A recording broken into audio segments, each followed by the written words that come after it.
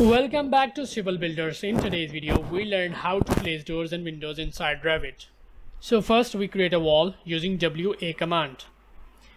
And then we choose its base level and top level. And from the modify panel, choose rectangular option.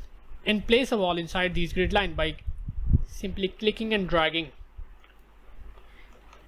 Now to place doors, navigate to the Architecture tab and select doors from the toolbar, and from the type selector choose the required family of the doors that fits your project, and now simply click on the wall to place the door.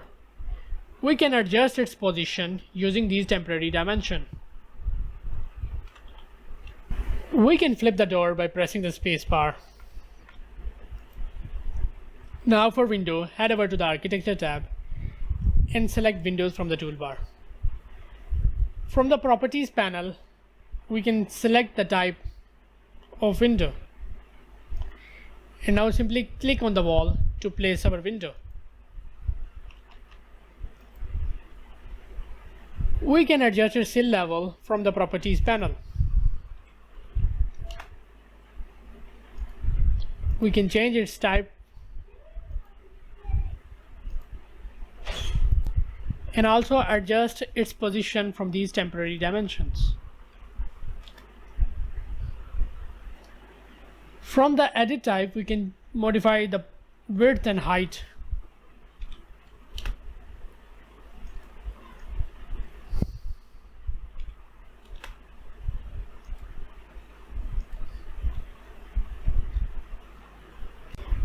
For tagging of doors and windows, press TG command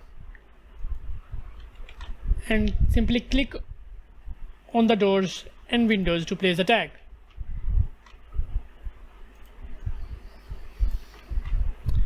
Simply we select our doors, and from the mark we change its tag from 3 to D1.